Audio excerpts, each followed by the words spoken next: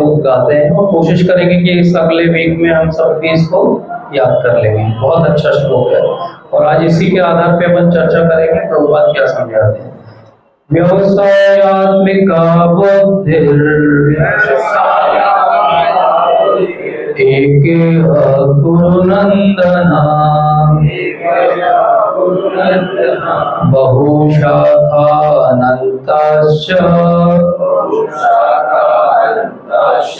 बुद्धयो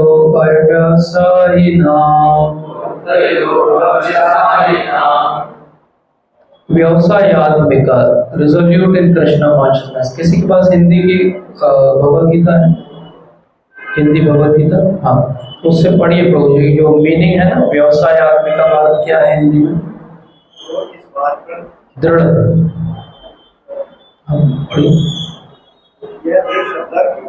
कृष्ण भगवान ने 12 मनुष्य जीवन की सर्वोच्च सिद्धि प्राप्त कर सकेगा। बुद्धि कहलाती है। अभी हमें मीनिंग पढ़ना होगी। व्यवसायात्मिका का अर्थ है जो वर्ड बाय वर्ड दिया है, जो इस मार्ग पर है वे उद्देश्य में दृढ़ है और उनका लक्ष्य एक है। एक औरों के प्यारे बच्चों जो अडिग है उनकी बुद्धि कई शाखाओं वाली है। यस, तो भगवान यहाँ पे दो तरह का टाइप्स बता रहे हैं। किस चीज की टाइप बता रहे हैं वो? किस चीज की टाइप्स हैं ये बुद्धि की टाइप्स हैं। बुद्धि की दो टाइप्स क्या है? एक व्यवसायात्मिका बुद्धि है और एक अव्यवसायात्मिका बुद्धि है। तो बुद्धि के ये टाइप्स हैं, इंटेलिजेंस के टाइप्स हैं। व्यवसाय क्या होता है? व्यवसाय शब्द सुना है हम सब? व्यवसाय मतलब बिजनेस। तो भगवान ने यहाँ बिजनेस वर्ड क्यों यूज किया है? क्योंकि जैसे बिजनेसमैन की बुद्धि बिल्कुल फिक्स्ड अप रहती है कि उसको किसी तरह से बिजनेस को बढ़ाना है। बिजनेसमैन को 500 की एक गड्डी दे दो गिनने के लिए, तो उसका मेडिटेशन उतना भगवान का नाम लेने में भी नहीं होगा जितना वो गिनते टाइम बिल्कुल किसी चीज पे ध्यान नहीं जाएगा, है ना? और अगर बहुत सारी ऐसी गड्डियां दे दी जाए तो हो सकता है खाना पीना भी भूल जाए, गिनता रहता है। गिन के अच्छे से तिजोरी में रख लो, उसके बाद आगे समझो। तो इसको कहते हैं व्यवसायात्मिका बुद्धि। जो व्यवसाय करने वाला व्यवसायी है उसकी कैसी बुद्धि होती है? Strong, unbranched. भगवान यहाँ क्या कह रहे हैं कि दूसरी तरह की बुद्धि कैसी होती है? मल्टी ब्रांच्ड होती है।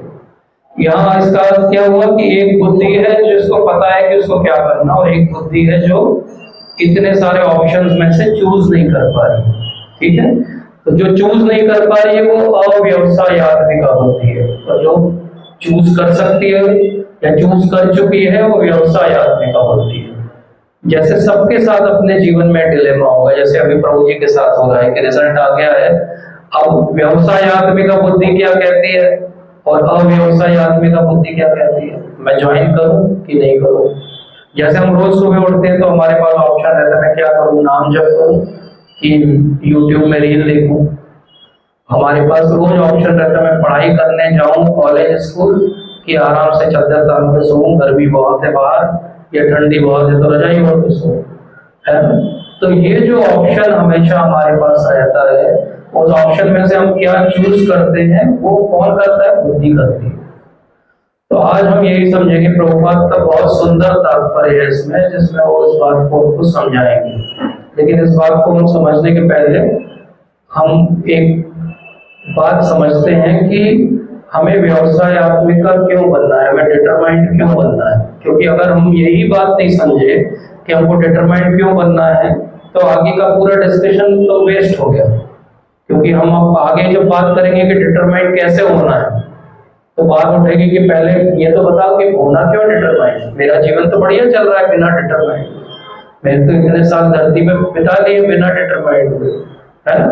बिना दृढ़ प्रतिज्ञा के भी जीवन चल जाता है, तो क्यों करना है? पानी के साथ जैसे बहता रहता है एक दिन का, ऐसे मैं भी जीवन में अपने बहता बहता कहीं ना कहीं किसी किनारे तो लग ही जाऊंगा। तो क्या बुराई है इसमें? और स्पेशली हम लास्ट में ये डिस्कस करेंगे कि अगर मैं भक्ति कर रहा हूँ तो ये डिटर्मिनेशन का मेरे भक्ति के जीवन में क्या है। अगर मैं एक स्टूडेंट हूँ तो मेरे जीवन में डिटर्मिनेशन का स्टूडेंट लाइफ में क्या रोल है, इस बात को हम फिर आगे समझेंगे। ठीक है, तो एक व्यक्ति है जिनका नाम है कनिंगम। ये 1935 की कहानी है। तो वो उस समय छोटे बच्चे रहते हैं 9-10 साल के, और ये अमेरिका की कहानी है, अमेरिका के उस एरिया की कहानी जहाँ बहुत ठंडी पड़ती है। तो ठंडी पड़ती है तो वो हर जो भी बिल्डिंग होती है उसको हीट करने के लिए सिस्टम्स होते हैं। आजकल सब इलेक्ट्रिक सिस्टम्स होते हैं, लेकिन ये 1935 की कहानी जब इलेक्ट्रिक सिस्टम्स नहीं होते थे तो वो फ्यूल्स यूज करके हीट करते थे बिल्डिंग्स को। ठीक है, तो वो गैसोलिन कैरोसिन यूज करते थे नॉर्मली हीट करने के लिए। तो ये जो लड़का था इसकी एक ड्यूटी थी, स्कूल की जो बिल्डिंग थी उसमें इसको पहले सुबह आना था और स्कूल की बिल्डिंग की हीटिंग सिस्टम को चार्ज करके चालू करना था, ताकि जब तक बच्चे आए तब तक वो पूरा सिस्टम हीट हो जाए। ठीक है, और बहुत बड़ा एक शहर नहीं था, वो छोटा सा शहर था, इनका घर पास में था। बिल्कुल टीचर्स ने वो काम दिया। काम किस किस को दिया हुआ है, इनका एक बड़ा भाई था उसको दिया हुआ था, ये भी साथ में जाते थे। तो बड़ा भाई था, उसने एक बार गलती से क्या किया, वहां पे 2 कैन रखी थी। एक केरोसिन की कैन थी जिसको एक्चुअली को डाल के उसको सिस्टम को चार्ज करना था हीटिंग के, और गलती से वहीं पे गैसोलीन पेट्रोल की भी कैन थी, तो उसने पेट्रोल डाल के आग लगाई। अब पेट्रोल डाल के जब आग लगी तो केरोसिन हल्का सा जलता है, पेट्रोल बहुत तेजी से जलता है। वो सिस्टम पेट्रोल को हैंडल करने के लिए नहीं बना था, एकदम से आग लगी और उस समय स्कूल में कोई नहीं आया। अनफॉर्चुनेटली ये हुआ कि उनके जो बड़े भाई थे जो कर रहे थे वो तो पूरे ही burn alive, he was dead. और ये जो लड़का था ये इनके साथ में पीछे खड़ा हुआ था, तो ये कमर के नीचे पूरा जल गया। कुछ देर के बाद जब टीचर्स आए, स्कूल ओपन हुआ तो देखा तो आग लगी हुई स्कूल की बिल्डिंग में। भागे भागे लोग गए, जैसे तैसे इनको बचाया और खींच के बाहर निकाला, but he was almost more than 50% charred, पूरी तरह से जल चुके। जब वो इतने जल चुके थे तो जो डॉक्टर्स थे वो इलाज कर रहे थे, तो ये ड्राउजी टाइप के थे, तो इनको सुनाई दिया कि डॉक्टर उनकी मदर से बात कर रहे हैं कि ये तो ऑलमोस्ट जल चुका है नीचे का हिस्सा, इसको एम्प्यूट करना पड़ेगा। एम्प्यूटेशन मतलब काटना पड़ेगा, जब बहुत जल जाता है, सड़ जाता है तो काटना पड़ता है। तो इन्होंने सुन लिया, ओवर हियर कर लिया, तो ही रेजिस्टेड। उन्होंने बोला मैं काटने नहीं दूंगा पैर मेरा, मैं अपने पैरों को नहीं काटने दूंगा। और जिद करने लगे तो डॉक्टर ने बोला ठीक है अभी नहीं काटते, बाद में देखेंगे। जैसे तैसे वो ड्रेसिंग होती रही, थोड़ी बहुत हीलिंग हो गई, तो घर वालों को डॉक्टर ने बोला अब घर ले जाओ। लेकिन साथ में उन्होंने ये भी सुना कि अब ये बच्चा क्योंकि इतना जल चुका है, ऑलमोस्ट फ्लैश पूरा जल चुका है, इसका बोन्स दिख रही है, तो कोई चांस नहीं कि जीवन में कभी चल पाएगा। तो उन्होंने एक व्हील चेयर दे दी कि आप व्हील चेयर पे इस बच्चे को रखो, चलो। उनकी मदर बहुत केयरिंग थी, घर में उनकी केयर करती रही, ड्रेसिंग करती रही, मेडिसिन देती रही। थोड़े दिन के बाद में उनके घर के पीछे एक बगीचा जैसा था, तो वहां पे कुछ छोड़ के इनको वो किसी काम के लिए गई। अभी छोटा सा बच्चा है 8-9 साल का, लेकिन उसके मन में रेजोल्यूशन है, डिटर्मिनेशन है कि मैं वापस चल के बताऊंगा। तो जब कोई भी नहीं है तो व्हील चेयर से जंप कर जाते हैं, और वहाँ फेंसिंग लगी रहती है, उस फेंसिंग से टिक के ही स्टार्टेड स्लोली क्राउलिंग, धीरे धीरे। और ऐसा वो जब भी कोई उनको नहीं देख रहा तो वो करते रहते हैं। धीरे धीरे उनकी मसल्स में इतना पावर फिर से आ जाता है कि वो सहारे से चलने लगते हैं। जब चलने लगते हैं सहारे से, तो वो उठते में भी चुप नहीं बैठते हैं। उनका डिटर्मिनेशन क्या है, मैं बिना सहारे के चलूंगा। तो वो क्रचेस छोड़ देते हैं, एक दिन गिरते हैं, फिर उठते हैं सहारे से जैसे तैसे, लेकिन क्रचेस के बिना भी वो चलना सीख लेते हैं। जब चलना सीख लेते हैं तो वो इतने में भी शांत नहीं होते हैं, वो वापस स्कूल जाना चालू कर। और स्कूल कैसे जाते हैं, पैदल चल के जाते हैं। और जब चलना चालू कर देते हैं तो उतने में भी नहीं रुकते हैं, दौड़ने लगते हैं। और दौड़ने लगते हैं तो रोज दौड़ के स्कूल जाते हैं और दौड़ के वापस आते हैं, just to prove his point कि मैं चल के बताऊंगा। और इतनी बात पे नहीं रुकते हैं, उसके बाद वो स्कूल की जो रनिंग टीम रहती है उसमें पार्टिसिपेट करते हैं, अपने स्कूल में जीतते हैं, डिस्ट्रिक्ट लेवल पे जीतते हैं, नेशनल लेवल पे जीतते हैं। 1 माइल की एक रन होती है, 1500 मीटर की एक रन होती है, 1 माइल रन बोलते हैं अमेरिका में इसको। ओलंपिक में भी होती है। 1 माइल रन में वो वर्ल्ड रिकॉर्ड बनाते हैं 4 मिनट 4 सेकंड में दौड़ने का। अब ये किस लड़के ने रिकॉर्ड बनाया, और वो सालों तक रिकॉर्ड, जिनके पैर बचपन से सही थे, वो उस रिकॉर्ड को नहीं तोड़ पाए, क्योंकि उनके मन में डिटर्मिनेशन। तो डिटर्मिनेशन कितनी बड़ी चीज है। डिटर्मिनेशन इतनी बड़ी चीज है कि पैर जलने के बाद भी आदमी वर्ल्ड रिकॉर्ड बना सकता है दौड़ने का। इतनी बड़ी चीज है डिटर्मिनेशन। आप लोगों में से कितने लोगों ने श्रीलंका के बैट्समैन का नाम सुना, अट्टापट्टू? थोड़ा पुराना है शायद, आपकी जनरेशन में कम लोगों ने सुना होगा। मैरियन अट्टापट्टू नाम था उनका। उनका अच्छा, वो डोमेस्टिक क्रिकेट में अच्छा खेल रहे थे, तो उनका सिलेक्शन हुआ नेशनल के लिए, टेस्ट के लिए। टेस्ट में पहला मैच खेलने आए वो, इधर बैट उठाया, इधर स्टंप उड़ गए, 0 पे आउट। टेस्ट मैच था, अगली बार चांस दिया गया, फिर 0 पे आउट। नेचुरली, अभी नेचुरल बात है कि नेशनल सिलेक्टर्स अब तो आपको नहीं खेलने देंगे अगला टेस्ट मैच, 2 बार आप 0 पे आउट हुए तो उनको हटा दिया जाता है नेशनल टीम से। तो फिर डोमेस्टिक में बहुत अच्छा खेलने लगते हैं, फिर से नेट प्रैक्टिस करते 3 साल तक। 3 साल इतना अच्छा खेलते हैं डोमेस्टिक में कि फिर उनका सिलेक्शन होता है, फिर उनको टेस्ट मैच मिलता है श्रीलंका का नेशनल, और फिर 0 पे 2 बार आउट हो जाता, फिर ही इज आउट, फिर he is again out for 3 years, he is trying his hard. लोग बोलते हैं कि अब तो ये एज भी हो गई है, अब कौन खिलाएगा इसको, अब थोड़ी कभी सिलेक्शन होगा, कोई और गेम खेलो, कोई और प्रोफेशन चूज करो। लेकिन वो बोलते नहीं, मैं डिटरमाइंड हूँ। कितने डिटरमाइंड है? 3 साल तक फिर वो डोमेस्टिक में सबसे अच्छा परफॉर्मेंस देते हैं, सिलेक्टर्स के पास कोई ऑप्शन नहीं रहता, वो फिर से एक बार उनको सिलेक्ट करते हैं, फिर से वो 0 पे आउट हो जाते हैं, फिर से वो अच्छा खेलते हैं। 7 इयर्स लगते हैं उनको। 7 इयर्स के बाद एक टाइम आता है जब वो 300 से ज्यादा रन एक बार में बनाते हैं, एक टाइम आता है जब 17 से ज्यादा सेंचुरीज बनाते हैं, एक टाइम आता है जब वो श्रीलंकन टीम के कैप्टन बनते हैं, एक टाइम आता है जब वो उसके नेशनल कोच बनते हैं। लेकिन अगर वो हार जाते, पहली बार जब 2 बार 0 पे आउट हुए, दूसरी बार जब हुए, तीसरी बार जब हुए, तो हार जाते। लेकिन अगर वो डिटरमाइंड रहे तो आज हम उनका नाम लें। तो डिटर्मिनेशन इज की। डिटर्मिनेशन के बिना आप आगे नहीं बढ़ सकते, और भगवान भी इस बात को जानते हैं। भगवान जानते हैं कि मैं अर्जुन को कितना भी पैक्ट आउट दे दूं, कितना भी मैं बता दूं कि तुम्हारी ड्यूटी क्या है, ड्यूटी हम सबको पता रहती है, लेकिन अगर हम डिटरमाइंड नहीं तो क्या हम अपनी ड्यूटी कर पाएंगे? अर्जुन गुरुकुल में पढ़ा हुआ है, उसको क्या क्षत्रिय धर्म का लेक्चर नहीं दिया होगा किसी ने? वहां लॉन्ग शॉर्ट आंसर लिख के आया होगा ना, 10 में से 10 नंबर लाया होगा, 100 में से 100 नंबर लाया होगा, क्षत्रिय धर्म पे लिखिए, लिख के आया होगा 10 पॉइंट, तभी तो पास हुआ। लेकिन अभी यहाँ पे कंफ्यूज है। तो भगवान उसको ये डिटर्मिनेशन का पार्ट क्यों पढ़ा रहा है? क्योंकि अगर वो डिटरमाइंड होगा तभी वो लड़ पाएगा, तभी वो टिक पाएगा। जो डिटरमाइंड होगा वो टिक पाएगा, जो डिटरमाइंड नहीं होगा, जो आसपास के लोग क्या कह रहे हैं, तो वो 2 बार 0 पे आउट होगा तो बाहर हो जाएगा। आसपास के लोग क्या कह रहे हैं, तो पैर चलने के बाद वो कभी चल नहीं पाएगा।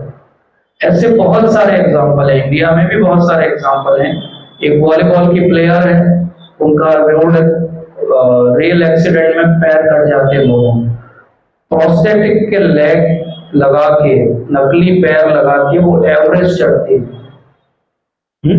यस, जानते भी नाम पढ़ा हुआ है ना? यस, पढ़ना चाहिए, इसलिए पढ़ना चाहिए। अब आप बोलोगे आप तो ऐसे ऐसे एग्जाम्पल दे रहे हो, मैं इसलिए ऐसे एग्जाम्पल दे रहा हूँ जिनसे आप रिलेट कर पाओ। तो जिस दिन आपको पढ़ाई में लगे कि अब तो मैं हो गया, बहुत पढ़ लिया, अब मैं नहीं पढ़ सकता, जिस दिन आपको लगे इस एग्जाम में मेरा इससे अच्छा परफॉर्मेंस नहीं हो सकता, जिस दिन आपको लगे माला में इससे ज्यादा ध्यान में नहीं दे सकता, उस समय ये एग्जाम्पल याद रखिए। अगर कोई दोनों पैर जलने के बाद 1 माइल की रन में वर्ल्ड रिकॉर्ड बना सकता है, तो हम भी कुछ तो कर ही सकते हैं अपने जीवन में। तो ये रेजोल्यूशन होना बहुत जरूरी है, डिटर्मिनेशन होना बहुत जरूरी है। प्रभुपाद पुराणों से एक बहुत सुंदर कथा बताते हैं हमें डिटर्मिनेशन की। एक छोटी सी स्पैरो है और उसने अभी अभी उसके नेस्ट में एग ले किए हैं, अंडे दिए हैं, लेकिन वो हवा से नेस्ट जो है वो नीचे गिर जाता है और वो ऐसी जगह गिरता है जहाँ समुद्र की रेत है और उसी समय हाई टाइड आता है और एक लहर आती है और वो अंडों को ले जाती है और कहाँ चले जाते हैं वो सबके सब समुद्र में चले जाते हैं। अब ये छोटी सी चिड़िया है, मदर है, मदर का नेचर क्या है? लविंग नेचर है, कंपैशन है। तो उसको लगता है कि अरे ये मेरे बच्चे सब चले गए समुद्र के अंदर, तो वो बोलती है कि नहीं, मैं ये समुद्र को खाली करूंगी और अपने जो है वो एग्स को रिट्रीव करूंगी। आसपास और भी चिड़ियाएं रहती हैं, जैसे अपने आसपास भी बहुत सारे लोग रहते हैं और अपने आसपास के ज्यादातर लोगों का काम क्या है? हमारे टांग खींचना, अच्छा काम नहीं करने देना। हम जब कुछ अच्छा सोचे तो उसमें बाजी मारना, कुछ ना कुछ बोल देना, नेगेटिव कमेंट करना, मतलब हम कुछ अच्छा कर पाए इसके लिए सारी परेशानियां खड़ी कर। तो जब वो चिड़िया डिसाइड करती मैं चोंच से अपने पानी खाली करूंगी समुद्र का, इमेजिन करो समुद्र और चिड़िया, और चिड़िया की छोटी सी चोंच, अब वो खाली करेगी तो वो ऐसा ही है जैसे चम्मच से समुद्र को खाली करना, कभी खाली हो तो सारी चिड़ियाएं मना कर देती। कुछ दो चार चिड़िया उनके जैसे भी रहती हैं, जैसे अपने आसपास भी दो चार फ्रेंड रहते हैं, नहीं नहीं करो, तुम करो, अच्छा करो, करोगे तुम कर सकते हो, तो दो चार चिड़िया भी आ जाती है। अब ये चिड़ियाओं का जो नेशनल न्यूज नेटवर्क है और जो वेब है उस पर तुरंत ये खबर सब जगह फैल जाती है, एक चिड़िया है जो चोंच से समुद्र खाली करने वाली है, और उसका इंटरव्यू लेने चिड़ियाओं वाले वो आ जाते हैं, न्यूज एंकर्स। और आपका क्या कहना है? आपको लगता है कि चिड़िया कर पाएगी? आपका क्या कहना है? और ये इनका बैकग्राउंड क्या है? अच्छा, ये इतनी दुखी क्यों है, आंसू क्यों बह रहे हैं? अब ये रिकॉर्ड होता है और लाइव दिखने लगता है सब जगह, तो चिड़ियाओं का जितना सब समाज है सब देखता है और सब लाइक करता है, बढ़िया बढ़िया, good good, very good. Help करने कोई नहीं आता है, केवल फेसबुक, इंस्टाग्राम, सब जगह वायरल हो जाता है ये न्यूज। अभी इतनी वायरल हो गई न्यूज, तो जो चिड़ियाओं के सबसे बड़े राजा है वो कौन है? गरुड़ जी। गरुड़ जी को ये खबर फैलती है, पता लग जाती है, अरे एक चिड़िया है जो इतनी रेजोल्यूट है, इतनी डिटरमाइंड है, इतने डिटरमाइंड है, तो मेरा भी तो कुछ फर्ज बनता है।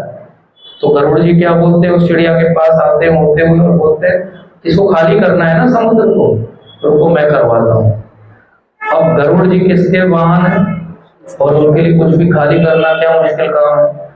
तो तुरंत समुद्र देवता को पता लग जाता है कि अब तो मेरा वही वाला पूरा टाइम चालू होने वाला है जैसा रामचंद्र जी का टाइम हुआ। रामचंद्र जी ने भी प्रेयर की थी ना 3 दिन, लेकिन समुद्र ने नहीं सुना। फिर क्या किया था रामचंद्र जी? केवल ऐसे देखा था और क्या हो गया था? वाल्मीकि रामायण अगर पढ़ोगे तो उसमें लिखा हुआ है कि जैसे ही उन्होंने देखा बॉयल होने लगा, समुद्र बॉयल होने लगा। मतलब जो जो फिजिक्स का है यहाँ पे किसी दिन बैठ के कैलकुलेट करना, मैंने पिछला एक लेक्चर लिया था आपको निर्माण मचलम प्रतिष्ठा, तो मैंने बताया था समुद्र में कितना वॉल्यूम है वाटर का, तो कितनी जूल्स ऑफ एनर्जी लगेगी समुद्र को उबालने के लिए। समुद्र उबलने लगा, सब जो त्राही त्राही मच गई और समुद्र के जो देवता उनको बाहर आना पड़ा कि अरे क्या हो गया, एनीथिंग प्रॉब्लम। तो ऐसे ही यहाँ पे हुआ, उसको तुरंत पुराना याद आया, अरे अब ये पता नहीं क्या करेंगे अगले, तो मैं आता हूँ। तो वो आए और उन्होंने उसके जो चिड़िया के अंडे थे वो वापस कर दिए। तो एक चिड़िया का क्या चांस था सक्सेसफुल होने का कि समुद्र से लड़के वो जीत जाती? 0 था। लेकिन जब आपका डिटर्मिनेशन होगा तो आपको मीन्स और वेज भी भगवान ही देंगे, प्रोवाइडेड आपका डिटर्मिनेशन कैसा होना चाहिए? शुद्ध होना चाहिए। इसीलिए प्रभुपाद, अगर हम इसका तात्पर्य पढ़ें उसमें बहुत अच्छी बात बताते हैं कि व्यवसायत्मिका बुद्धि, बुद्धि कैसी होना चाहिए? व्यवसायत्मिका होनी चाहिए। बुद्धि व्यवसायत्मिका कब होती है? तो प्रभुपाद इसमें बहुत अच्छी बात बताते हैं कि बुद्धि व्यवसायत्मिका तब होती है जब आपका फेथ होता है। फेथ को डिफाइन करते हैं प्रभुपाद ये श्लोक। इनफैक्ट ये श्लोक प्रभुपाद का बहुत ही क्लोज श्लोक है। प्रभुपाद एक लेक्चर में बोलते हैं कि ये एक श्लोक था, इसको जब मैंने पढ़ा और विश्वनाथ चक्रवर्ती ठाकुर पाद ने इस श्लोक पे बहुत सुंदर टीका लिखी। जब मैंने उनकी वो टीका पढ़ी तब मैंने डिसाइड किया कि अब मुझे संन्यास ले लेना चाहिए। तो उन्होंने संन्यास किससे लिया था? भक्ति प्रज्ञान केशव स्वामी महाराज। तो भक्ति प्रज्ञान केशव स्वामी महाराज उनको बोलते हैं कि आप संन्यास ले लो। प्रभुपाद के स्वप्न में बार बार भक्ति सिद्धांत सरस्वती ठाकुर, जो उस समय धरती पे नहीं है, लेकिन स्वप्न में उनके आगे बार बार कहते हैं कि यू शुड टेक संन्यास, या कई बार वो स्वप्न में उनको जेस्चर करते कि चलो मेरे साथ। तो प्रभुपाद समझ जाते हैं उनके साथ चलने का मतलब है संन्यास लेना, लेकिन वो संन्यास नहीं लेना चाहते थे क्योंकि वो गृहस्थ थे। तो भक्ति प्रज्ञान केशव महाराज कहते हैं कि अब तो आप परिवार छोड़ के वानप्रस्थ हो ही गए हो, तो आपको संन्यास लेके प्रचार करना चाहिए ताकि प्रचार कार्य आपका अच्छे से सुचारू रूप से बढ़े। प्रभुपाद तब भी थोड़े रिलक्टेंट थे, लेकिन एक दिन ऐसा होता है कि वो ये श्लोक पढ़ रहे होते हैं, और जब वो श्लोक में टीका पढ़ते हैं तो टीका पढ़ के वो डिसाइड करते हैं कि हाँ, this is the indication which I am getting, और वो डिसाइड करते हैं और वो कहते हैं कि ठीक है, आई विल टेक संन्यास। तो ये श्लोक बहुत इंपॉर्टेंट है प्रभुपाद के लिए, इसलिए वो इसकी टीका में फेथ को डिफाइन करते हैं। फेथ को वो कैसे डिफाइन करते हैं? Faith is trust in something which is Sublime. और कैसा ट्रस्ट? Unflinching trust. इसका एक एक शब्द इंपॉर्टेंट है, तो मेरे साथ एक बार रिपीट करो, unflinching trust in something Sublime. किसी से भी कभी भी आपका डिस्कशन हो और कोई पूछे कि फेथ या विश्वास क्या होता है, विश्वास होता है unflinching trust in something Sublime. एक एक शब्द इंपॉर्टेंट। सबसे पहले हम शब्द समझते हैं सबलाइम। सबलाइम का अर्थ क्या होता है? सबलाइम का अर्थ होता है जिस चीज को हम देख नहीं सकते उसको कहते हैं सबलाइम। ठीक है, सब्लिमेशन सुना है फिजिक्स में? सब्लिमेशन वैसे केमिस्ट्री में भी होता है। क्या होता है सब्लिमेशन? सॉलिड था और दिखना बंद हो गया, पानी तो बना ही नहीं, हो लिक्विड बना ही नहीं, सब्लिमेट हो गया। सबलाइम मतलब जो चीज हमें दिखती नहीं है। तो साइंस पे फेथ करना बहुत आसान है, क्योंकि साइंस के रिजल्ट दिखते हैं। ये पंखा चल रहा है इलेक्ट्रिसिटी से, तब कोई आपको इलेक्ट्रिसिटी वाला चैप्टर मोटर वाला पढ़ाए कि एसी मोटर ऐसे काम करती है, तो आप मान जाओगे हाँ बोले बिल्कुल ठीक है, क्योंकि दिख रही है मुझे। कोई आपको बोले कि ये इनकैंडेसेंट बल्ब या एलईडी बल्ब ऐसे काम करते हैं, तो आप मान जाओगे, बराबर, क्योंकि आपको दिखता है। अभी प्रॉब्लम क्या है? फेथ को कैसे डिफाइन किया? सबलाइम चीज है, वो दिखती नहीं है। जो चीज नहीं दिखती है उस पर विश्वास करना आसान है कि मुश्किल है? मुश्किल है। इसीलिए ज्यादातर बार क्या होता है, जब आप आगे भागवतम पढ़ोगे तो भागवतम में पढ़ोगे कि धरती ऐसी है और अर्थ के आसपास सूर्य ऐसा है, सिस्टम जो सोलर सिस्टम कॉस्मोलॉजी वहां पढ़ोगे वो आपकी साइंस वाली कॉस्मोलॉजी से मैच नहीं करेगी। मैच नहीं करेगी तो क्या लगेगा आपको? भागवतम गलत है। क्यों? क्योंकि हमको जो दिखता है वही दिखता है, दिखता है वही समझ में आता है, जो दिख नहीं रहा है उसको मैं कैसे मानूं? और प्रॉब्लम क्या है, जो भागवतम में ऐसा कुछ पढ़ते हैं जो हमको दिखता नहीं है, तो क्योंकि हमको दिखने में विश्वास है तो हम उसको नहीं मानते हैं। और उसका कोरोलरी क्या होता है? क्योंकि हम एक हिस्सा नहीं मान रहे हैं तो हम बाकी भागवतम को भी कैसे मानेंगे? वो तो ऑल और नन रूल है। या तो पूरी भागवतम सही है क्योंकि भगवान की वाणी है, और अगर एक वर्ड भी गलत है तो पूरी भागवतम गलत है, कल्पना है किसी की, है ना? लॉजिक सही है। तो जो चीज नहीं दिखती है उसको हम कैसे विश्वास करेंगे? एक्चुअली इसी को विश्वास कहते हैं। अंग्रेजी में फ्रेज है leap of faith. Leap of faith, यहां से जंप मारना है लेकिन सामने क्या है नहीं दिख रहा है, तो इसको क्या बोलते हैं? Leap of faith. अगर दिख रहा है तो कोई बड़ी चीज नहीं। तो इसीलिए भगवान ने प्रभुपाद को इंस्पायर किया कि वो फेथ को कैसे डिफाइन करेंगे? Unflinching trust in something Sublime. Sublime चीज में ट्रस्ट होना चाहिए। लेकिन कैसा होना चाहिए, अनफ्लिंचिंग होना चाहिए, जो कभी भी ब्रेक ना हो। अगर बीच में कभी भी ब्रेक हो जाए तो वो फेथ नहीं है। किसी भी दिन हमारे साथ खराब हो जाए जीवन में, तो हम भगवान के सामने जाके वो अमिताभ बच्चन वाला डायलॉग बोलें। क्या है वो डायलॉग? हाँ, कुछ तो बहुत हो गया, है ना? या हम मंदिर आना बंद कर दें, या वो किसी दिन किसी का कुछ स्कैंडल पता लग जाए किसी व्यक्ति का जो सो पड़ भक्त हो, तो हमको भगवान से विश्वास उड़ जाए। भक्त से विश्वास उठना ठीक है, भगवान से विश्वास उठना गलत है। या हम कभी किसी चीज में मेहनत करें, अपनी पूरी जान लगा दें और हमको वैसा रिजल्ट ना मिले जैसा हम चाहते थे, हमारे पेरेंट्स चाहते थे, तो हमारा विश्वास टूट जाए और हम बोले भगवान ने मेरे साथ ऐसा क्यों किया, आज से भगवान और हमारी कट्टी हो गई। अब हम भगवान को नहीं जानते, लेकिन भगवान तो हमको जानते हैं, हमेशा जानते रहते हैं, हमारी हमेशा केयर करते रहते हैं, है ना?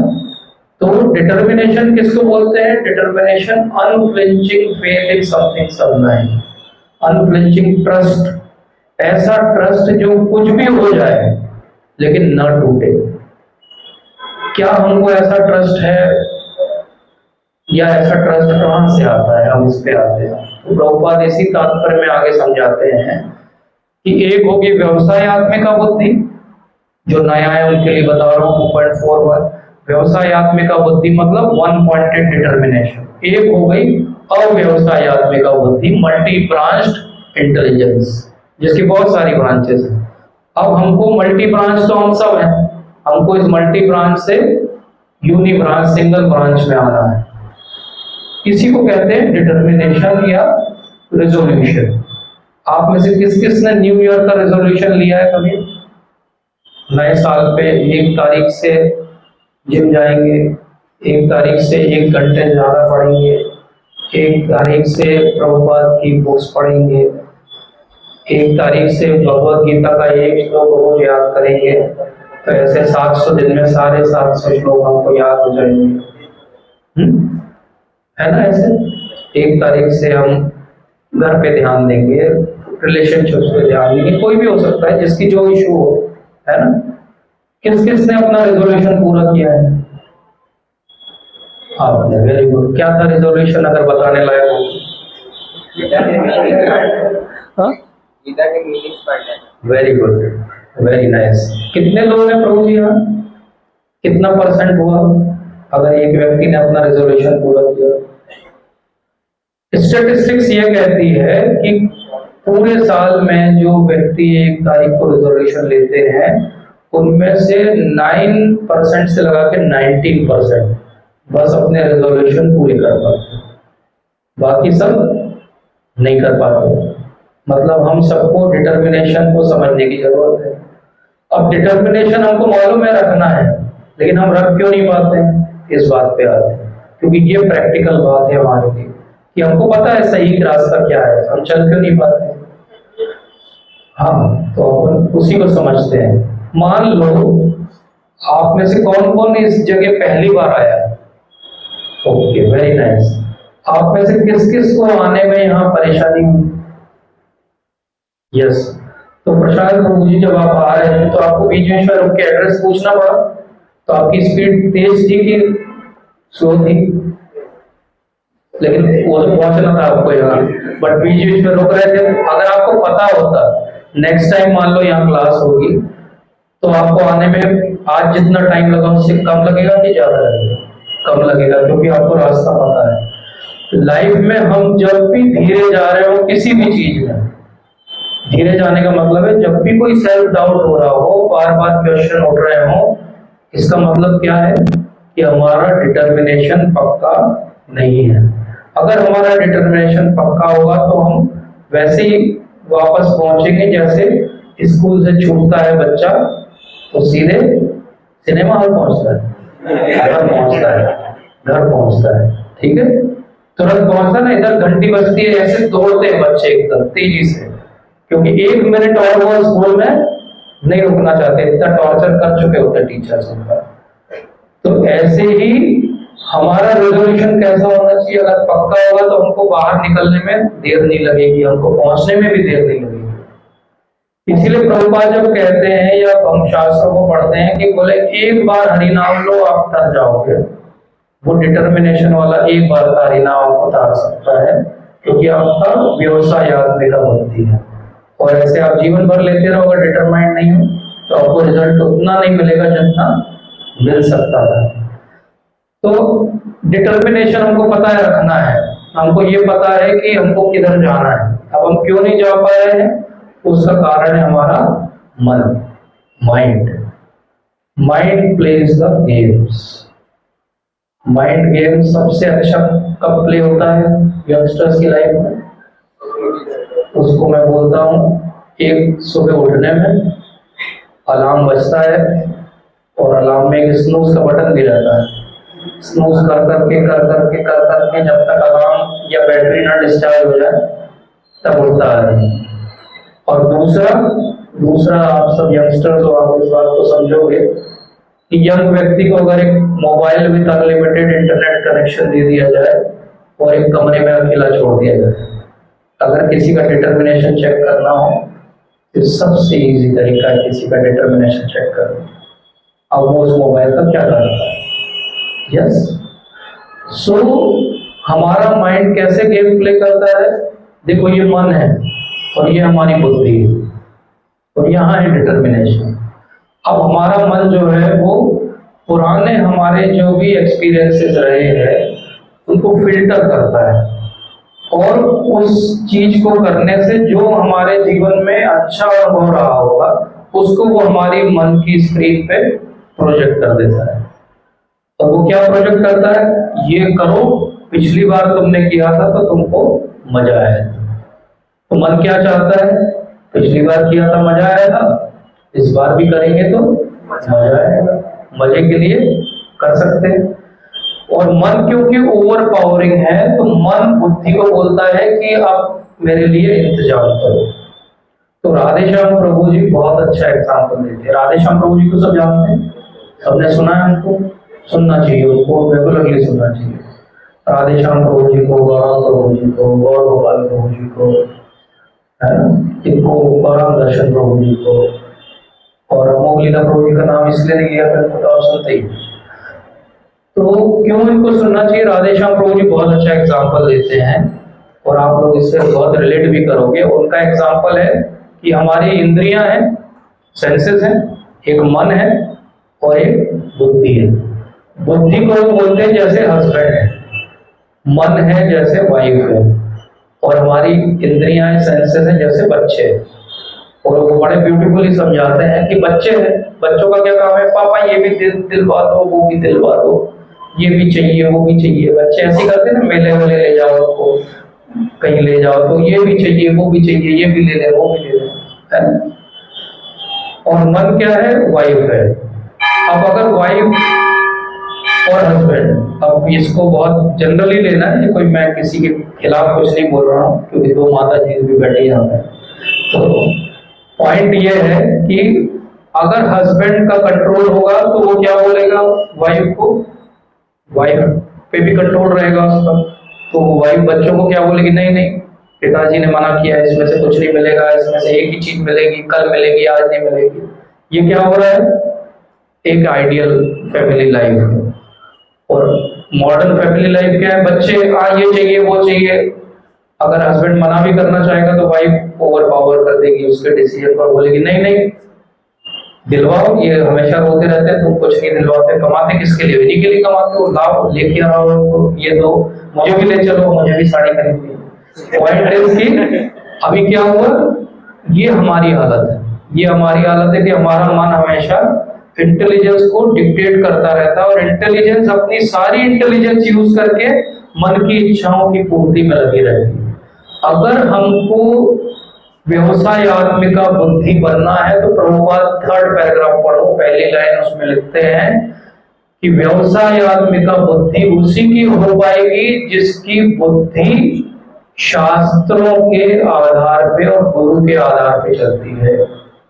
शास्त्र और गुरु के आधार पे जो बुद्धि चलेगी वो कैसी होगी? व्यवसायत्मिका बुद्धि होगी। अब हमको नॉर्मली क्या लगता है? डिटरमाइंड होने के लिए मैं काफी हूं, मतलब मेरे अंदर इतना विल पावर है कि मैं हर कंडीशन में हमेशा डिटरमाइंड रह सकता हूं। लेकिन ये सबसे बड़ा धोखा है जो हम अपने आप को देते हैं। हमारी बुद्धि एक ही कंडीशन में डिटरमाइंड रह सकती है, जब वो गुरु और शास्त्र के आधार पे चलती हो। तो एक प्रभुपाद के शिष्य है, उनका नाम है चंद्रमौली स्वामी महाराज। आप में से शायद ही किसी ने सुना होगा, बहुत सीनियर प्रभुपाद डिसाइपल हैं। न्यू वृंदावन अमेरिका में वेस्ट वर्जीनिया में एक स्थान है। प्रभुपाद वहां पे गए थे जब वो अमेरिका में थे। तो वहां पे गए तो उन्होंने पूछा कि एक क्वेश्चन पूछा गया और वो बहुत ब्यूटीफुल प्रभुपाद ने आंसर दिया। उन्होंने पूछा कि अगर हमारी बुद्धि डिटरमाइंड नहीं हो तो क्या है, इसको कृपया समझाइए। इससे पूछा प्रभुपाद से, क्या क्वेश्चन पूछा कि हमारी बुद्धि अगर डिटरमाइंड नहीं हो पाती है या नहीं है तो इसको कैसे हम समझें। अब इमेजिन करो कि प्रभुपाद बैठे हैं सामने और उनसे उन्होंने ये क्वेश्चन पूछा। प्रभुपाद कई तरीके से शास्त्रों के आधार पे बहुत तरीके से इसका आंसर दे सकते थे। प्रभुपाद ने क्या आंसर दिया? वो क्लासिक आंसर है, क्लासिक आंसर है। मतलब वो राधानाथ महाराज कई बार अपने लेक्चर्स में 94 में महाराज ने एक लेक्चर लिया 2.41 पे, उसमें भी वो कोट करते हैं। चंद्रमौली महाराज तो कई बार कोट करते हैं, और भी senior Prabhupada disciple answer quote करते हैं। उस आंसर को याद करना है अपने को, जैसे हमने ये याद किया कि फेथ की डेफिनेशन क्या है। क्या है फेथ की definition? Unflinching trust in something Sublime. ऐसे ही हमें ये आंसर भी याद करना है। तो क्वेश्चन क्या है कि अगर हमारी बुद्धि डिटरमाइंड नहीं हो पाती है, रिजोल्यूट नहीं हो पाती, तो क्या है? प्रभुपाद ने बोला then you are an animal. क्या बोला? आप जो है वो जानवर हैं, बस। वो चुप हो गए Prabhupada.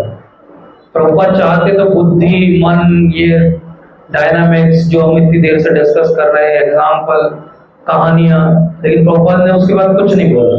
That was the end of answer. अगर आपकी बुद्धि डिटरमाइंड नहीं है तो आप एनिमलिस्टिक हो। क्यों? क्योंकि एनिमल किसी भी काम को दृढ़ प्रतिज्ञा करके नहीं करता है। कभी देखा किसी कुत्ते को दृढ़ प्रतिज्ञा एक जगह बैठा हो, आज मैं ये कचरे के ढेर से कुछ नहीं खाऊंगा।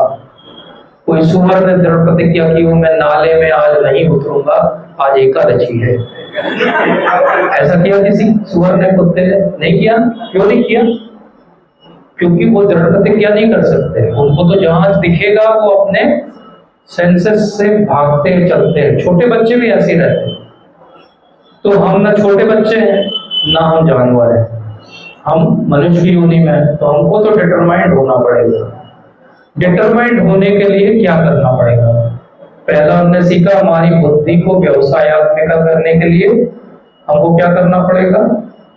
हमको शास्त्र और गुरु के आधार पे समझना पड़ेगा कि क्या मेरे लिए सही है और क्या मेरे लिए गलत है। तो कोई भी अभी मन में कभी भी शंका है कि मैं इस चीज में डिटरमाइंड क्यों नहीं हो पा रहा हूँ, तो अपने आप से पूछना चाहिए, क्या मैं ये गुरु, साधु, शास्त्र के आधार पे कर रहा हूँ? अगर मैं कर रहा हूँ तो मैं क्यों डिटरमाइंड नहीं हूँ? अब उसको हम समझते हैं। हम कब डिटरमाइंड नहीं हो पाते, इसको हम समझेंगे। प्रिंसिपल है गीगो प्रिंसिपल, GIGO। कौन कौन कंप्यूटर वाला है यहाँ पे? कौन कंप्यूटर इंजीनियरिंग कर रहा है? यस। गीगो प्रिंसिपल क्या है? आप जैसे कमांड्स का इनपुट दोगे वैसा आउटपुट आएगा। आपकी कमांड अगर जम्बल्ड है, आपने जो प्रोग्राम किया है वो प्रोग्राम में कमांड ही अगर जम्बल्ड है तो आपका रिजल्ट भी जम्बल्ड आएगा। Garbage in garbage out, GIGO। हम अपनी इंद्रियों से जो अंदर ले रहे हैं उससे मन की जो है वो सारी मेमोरीज बनती है। अगर हम गार्बेज अंदर डालेंगे तो गार्बेज बाहर आएगा। अब आप में से, वैसे आप में से कोई भी ऐसा नहीं है, लेकिन मान लो मैं जनरली कहीं बोल रहा होगा तो लोग बोलते हैं कि नहीं प्रभु जी, हम तो रोज गार्बेज अंदर डालते हैं, दिन रात डालते हैं, लेकिन हमारा तो गार्बेज बाहर नहीं आ रहा। तो उसका उत्तर क्या है? अभी गार्बेज स्टोर हो रहा है। अगर आप 2 दिन घर का कचरा डस्टबिन से बाहर निकाल के कचरे वाली गाड़ी आती है उस पर ना डालो, तो क्या होगा? घर महकने लगेगा, बहुत सुंदर तरीके से महकने लगेगा। 10 दिन ना डालो तो अचार बन जाएगा, उसका सड़ जाएगा, फर्मेंट हो जाएगा, है ना? घर पे रहना दुर्भर हो जाएगा। तो जो भी गार्बेज अंदर डाल रहे होंगे वो सोच रहे हैं कि हमारा तो गार्बेज बाहर नहीं आ रहा। वेल, इट इज गुड, डालना फैशन है, कोई प्रॉब्लम नहीं, सारी तरह का गार्बेज डाल सकते हैं। कैसा कैसा गार्बेज डाल सकते हैं? जंक फूड सबसे बड़ा गार्बेज है, वो जिम के लिए डालते हैं। मुंडेन सॉन्ग सुनना, ये कान से हम डाल रहे हैं गार्बेज। संस्कृत में अगर आप आयुर्वेद पढ़ोगे तो आहार शब्द को वो केवल फूड के लिए यूज नहीं करते। आहार का मतलब होता है जो कुछ भी आप अंदर लेते हो, आपकी सारी ज्ञान इंद्रियों से जो कुछ अंदर जा रहा है वो सब क्या है? आहार। तो कचरा जो देख के आ रहा है, जबलपुर में तो कम है, मेट्रो सिटी में आप बाहर निकलो तो होर्डिंग ऐसे लगे रहते हैं कि सारे रेगुलेटिव प्रिंसिपल वहीं ब्रेक हो जाएंगे। आपको कोई मेहनत नहीं करनी पड़ेगी रेगुलेटिव प्रिंसिपल ब्रेक करने, होर्डिंग देख के आपके रेगुलेटिव प्रिंसिपल ब्रेक हो जाएंगे।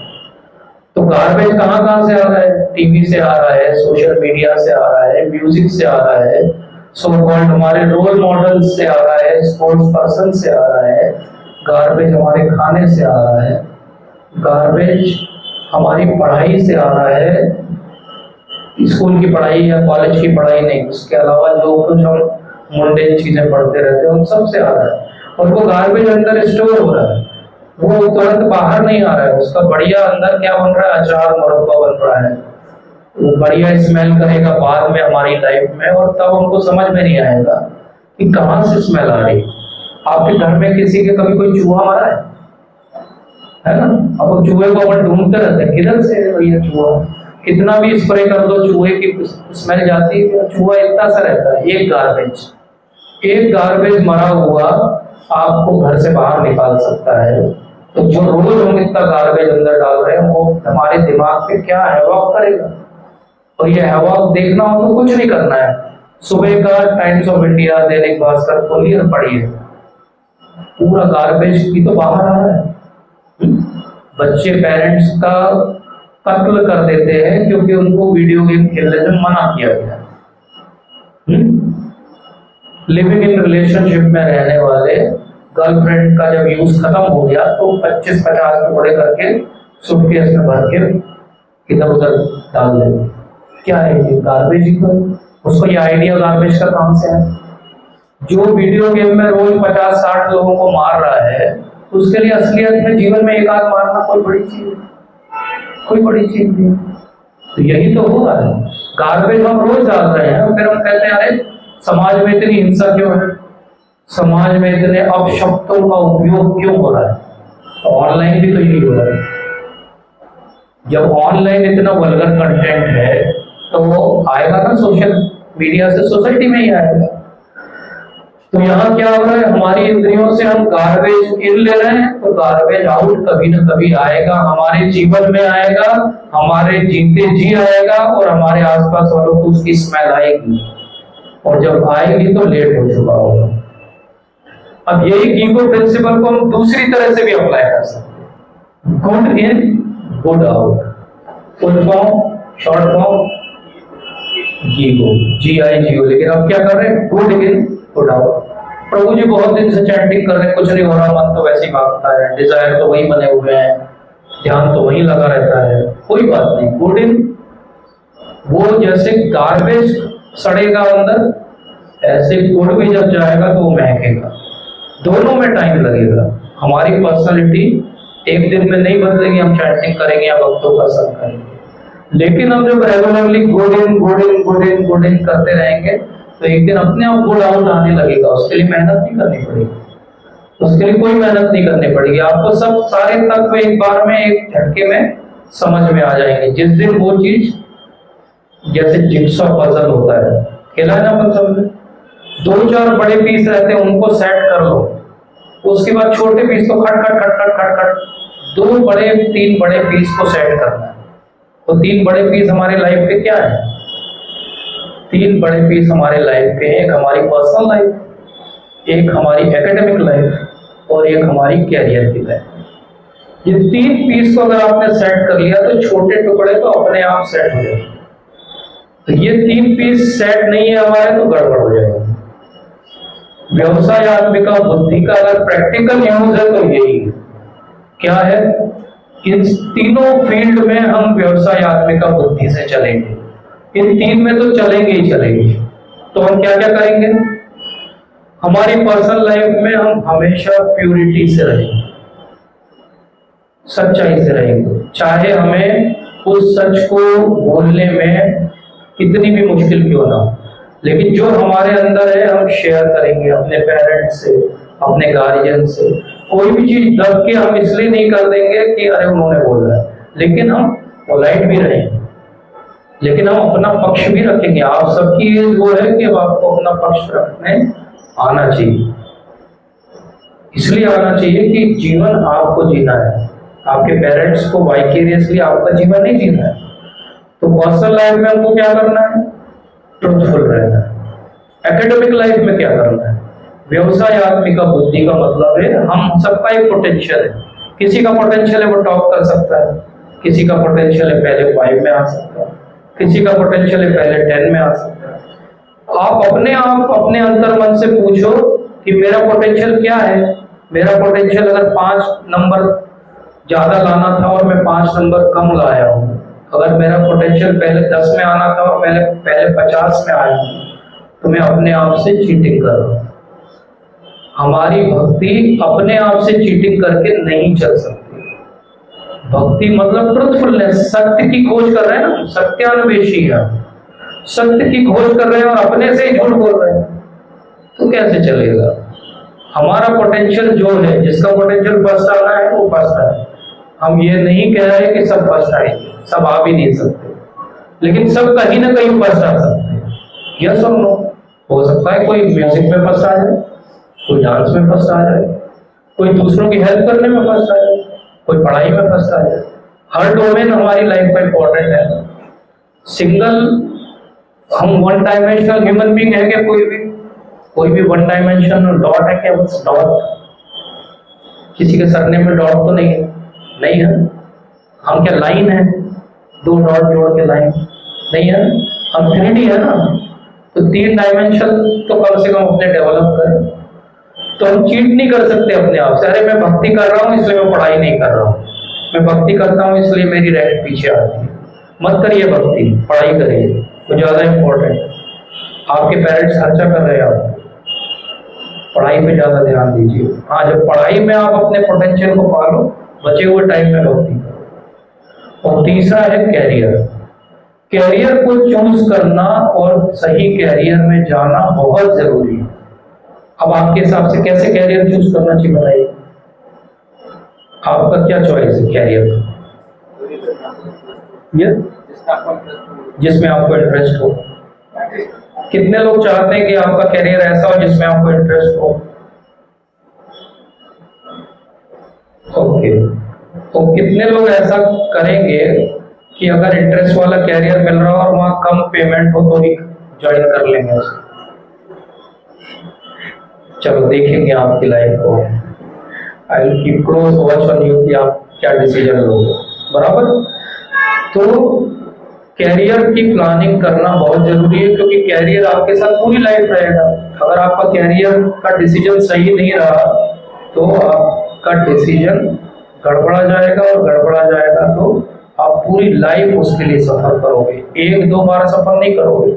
हर दिन सुबह उठोगे और सोचोगे कि अरे मेरे साथ ऐसा क्या हो गया, why I am not happy. तो बहुत सारे लोगों को हम देखते हैं ना, they are not happy. Why they are not happy? Because their choice of career was not right. हमको क्या करना है? हमारे कैरियर में भी व्यवसाय आत्मिक का बुद्धि लगा के रखना है, ऐसी बुद्धि जो स्ट्रॉन्ग, रेजोल्यूट, सिंगल पॉइंटेड हो, बराबर। तो ये 3 डोमेन है जहां पे हम इस श्लोक को अप्लाई करेंगे अपनी लाइफ, और भक्ति में तो करेंगे ही करेंगे। तो हमने देखा कि माइंड जब तक पक्का नहीं होगा, जब तक सेंसेस कंट्रोल नहीं होंगे, हमारी बुद्धि व्यवसायिका नहीं हो सकती। तो इसके लिए बहुत अच्छा एक एग्जाम्पल, एक एनालॉजी भगवान देते हैं भगवद गीता में, और वो एनालॉजी है एक टॉर्टोइज की, टर्टल की एनालॉजी। पता है किसी को क्या है? यस, बताइए।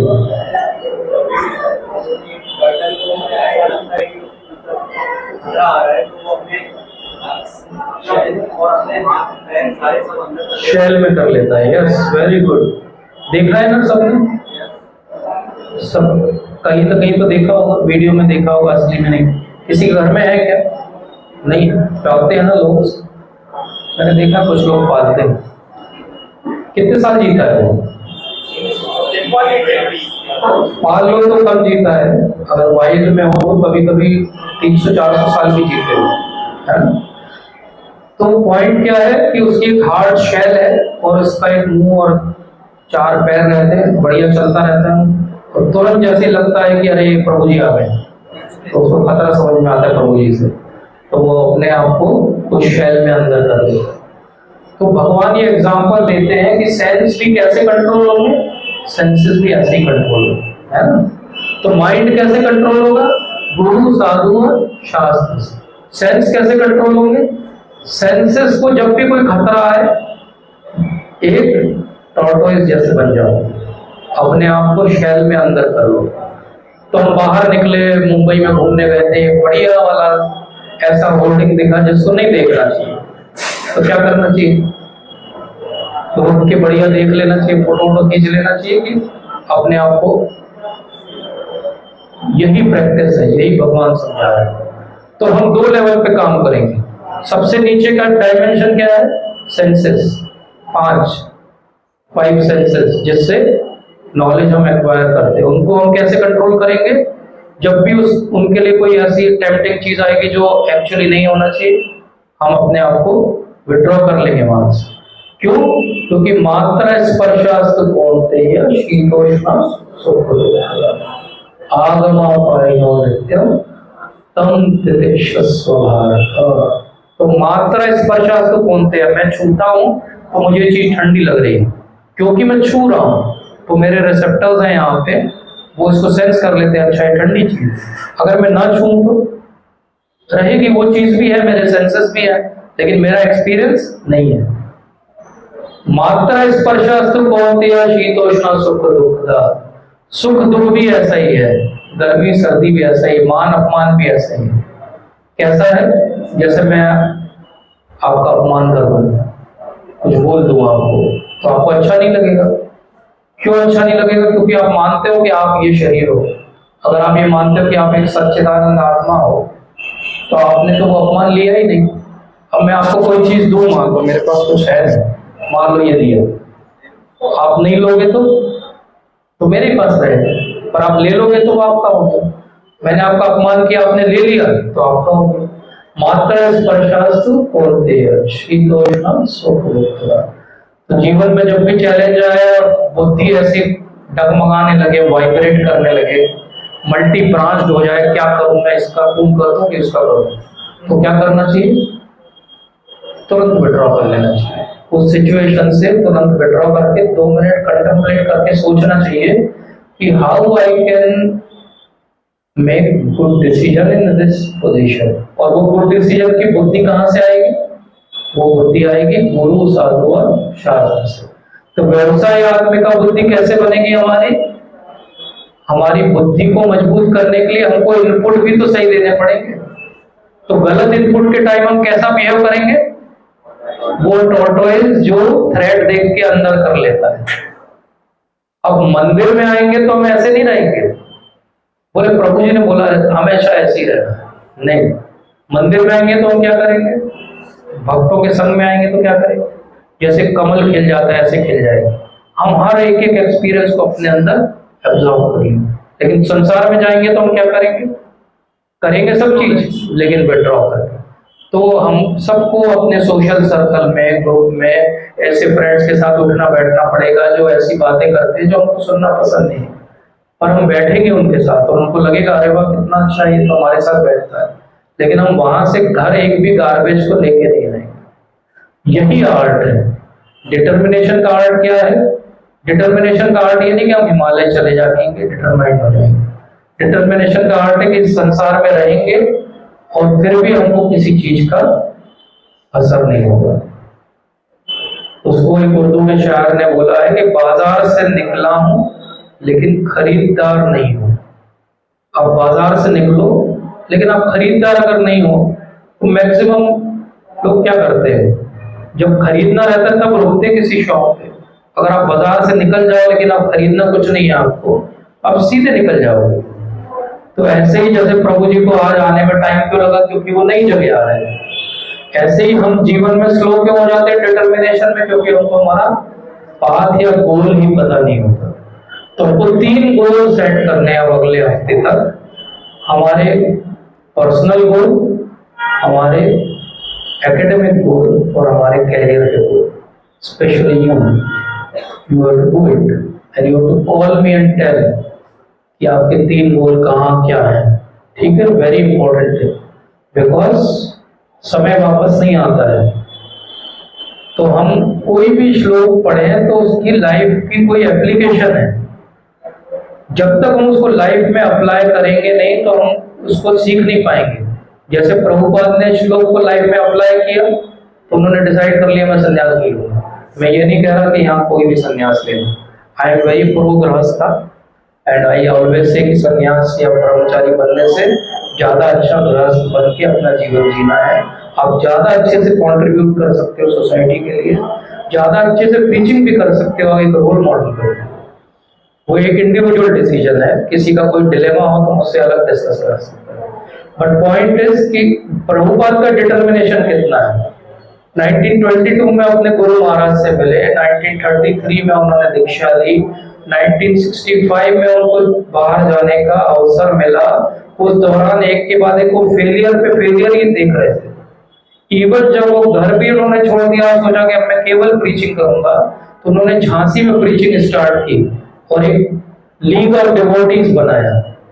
लीग ऑफ डिवोटीज के लिए जो किराए का उनको बिल्डिंग मिला था वो भारती विद्या भवन या भारती भवन के नाम से, और वहां पे बहुत मेहनत की प्रभुपाद ने। अगर आप कभी लीलामृत में वो सेक्शन पढ़ोगे तो आपको पता चलेगा कि इतनी मेहनत की कि जब इनॉग्रेशन हुआ तो वो पूरे हॉल्स भरे हुए थे, बाहर तक लोग थे, कीर्तन कर रहे थे। प्रभुपाद का शाम को बहुत सुंदर लेक्चर हुआ और प्रभुपाद को लगा कि अब सब चीज सेट हो गई, अब यहाँ से मैं लीग ऑफ डिवोटीज को धीरे धीरे ले जाऊंगा तो पूरे इंडिया और वर्ल्ड में प्रचार करूंगा जो मेरे गुरु महाराज चाहते थे। और 1 साल नहीं हुआ कि जो गवर्नर थे उनकी वाइफ को एक वुमेन्स क्लब चालू करने की जगह चाहिए थी और गवर्नमेंट ने वो इनकी जो लीज थी वो समाप्त कर दी और वो बिल्डिंग इनको खाली करने का नोटिस मिल गया। अब एक नॉर्मल व्यक्ति होता तो उसके बाद बोलता अब चलो छोड़ो छाड़ो वापस घर चलते हैं, लेकिन ऐसा प्रभुपाद ने नहीं किया। प्रभुपाद ने उसके बाद भी बहुत सारी समस्याएं सब झेलते हुए भागवतम के फर्स्ट कैंटो को उन्होंने पब्लिश किया, टाइप किया, कुछ सब किया, और उसके बाद में जब फाइनली उनको जलदूत का टिकट मिला फिर वो अमेरिका गए और अमेरिका में उन्होंने एक हिस्ट्री रच दी।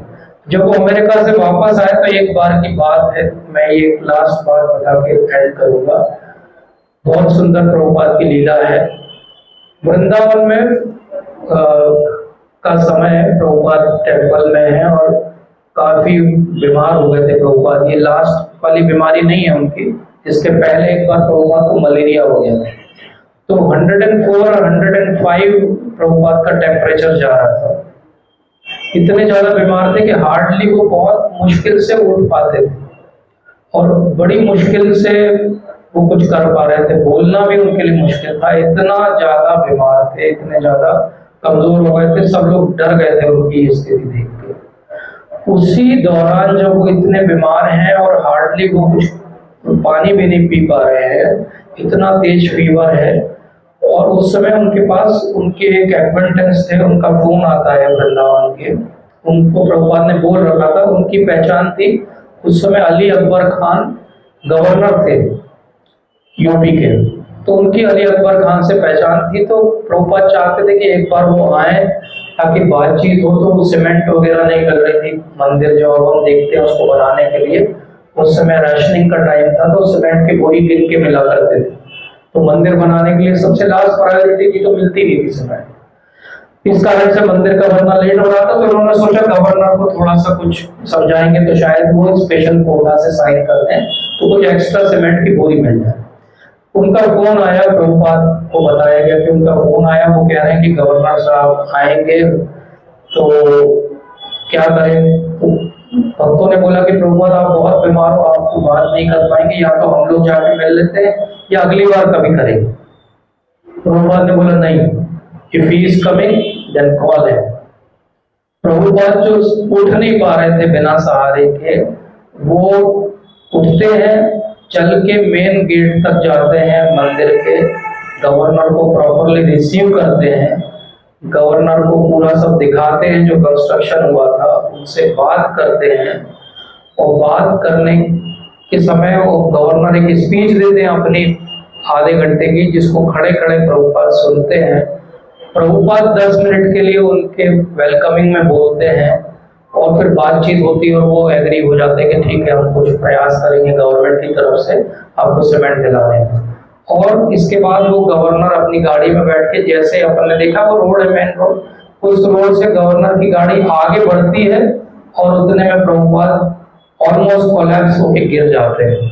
और जब उनका टेम्परेचर लिया जाता तो 105 था। तो ये प्रभुपाद का डिटर्मिनेशन है।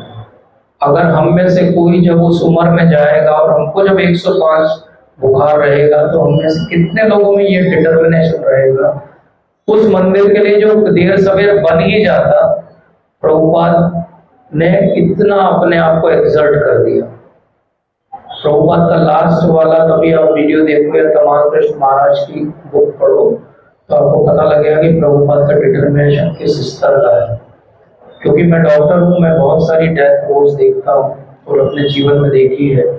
मैं आज तक एक भी ऐसे व्यक्ति से नहीं मिला जो इतना काम कंपोज हो, जब वो शरीर त्यागने वाला हो, जो लास्ट में भी भगवान की बात कर रहा हो और डिक्टेट कर रहा हो।